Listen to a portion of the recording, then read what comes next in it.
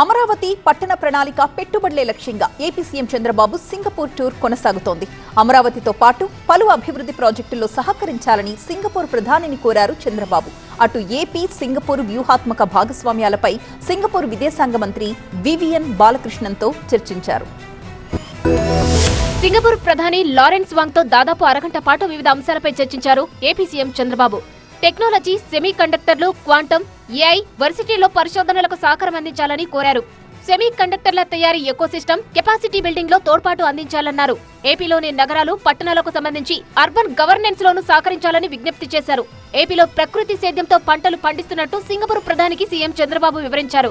ఈ క్రమంలోనే ఏపీ నుంచి ఉద్యాన, ఆక్వా ఉత్పత్తులు దిగుమతి చేసుకునే అంశాన్ని పరిశీలించాలని కోరారు. ప్రకృతి సేద్య పంటల సర్టిఫికేషన్, ట్రేసబిలిటీ సాధనకు ప్రయత్నిస్తున్నామని తెలిపారు. మరోవైపు పోర్టులు, ఎయిర్పోర్టుల అభివృద్ధిలో ఏపీ, సింగపూర్ కలిసి పనిచేయాలని ఆకాంక్షించారు. ఇక అమరావతి నిర్మాణాలపై సింగపూర్ ప్రధాని ఆరా తీసినట్టు తెలుస్తోంది. అంతకుముందు సింగపూర్లో పలు కంపెనీల ప్రతినిధులతోనూ సీఎం చంద్రబాబు భేటీ అయ్యారు. ఏపీలో పెట్టుబడులకు ఉన్న అవకాశాలను తెలియజేశారు. ప్రధానంగా వైసీహెచ్ లాజిస్టిక్స్ గ్రూప్ తో సీఎం చంద్రబాబు చర్చలు జరిపారు. ఆటోమేటెడ్, అత్యాధునిక సాంకేతికతతో కూడిన భారీ సప్లై చైన్ సిటీని ఏపీలో నిర్మించే అంశంపై చర్చించారు.